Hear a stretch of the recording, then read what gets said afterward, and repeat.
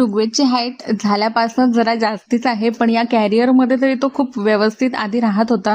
पण तो आता 3 महिन्याचा होतोय आणि हे कॅरियर त्याला छोटं पडायला लागले. त्यामुळे या कॅरियरमध्ये त्याला आता ऍडजस्ट करावं लागतं. आज त्याला घेऊन जरा बाहेर गेलो होतो. घरी आल्यानंतर त्याला खेळण्यामध्ये बिझी केलं आणि आमच्या पॅकिंगची सुरुवात केली.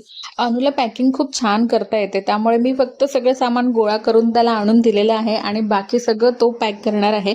कारण जे सामान ठेवायला मला 3 बॅग लागतील ते तो एका बॅगमध्ये ऍडजस्ट करतो. यामध्ये माझे डेली वेअरचे 2-3 दिवसासाठी लागतील एवढं सगळं सामान आणि बाकी सगळं ऋग्वेदचं सामान आणि बाकी सामान मूव्हर्स अँड पॅकर्सला द्यायचं ठरवलं. त्यासाठी गुगल सर्च वरूनच एक नियर बाय मूव्हर्स अँड पॅकर्सला मी फायनल केलं होतं. गुगल रिव्ह्यूज वरती त्यांचे जे पॅकिंग इमेजेस होते ते खरंच खूप छान होते. त्याच्यावरून मी डिसाईड केलं होतं त्यांना बोलवायला. पण त्यांच्या गाडीमधलं ऍक्च्युअल सामान बघून आणि त्यांचं पॅकिंग करण्याची पद्धत बघून मला खरंच वाटत नव्हतं की हे सामान व्यवस्थित पोहोचेल. ऋग्वेदसाठी जेव्हा आम्ही हा पाळणा घेतला तेव्हा शॉपमधल्यांनीच येऊन हा असेंबल करून दिला होता, पण आता नेण्यासाठी जेव्हा आम्हाला याला खोलावं लागत होतं तो काही केला निघत नव्हता. खूप जोरात दणके मारले तेव्हा त्याचं लॉक डिटॅच झालं.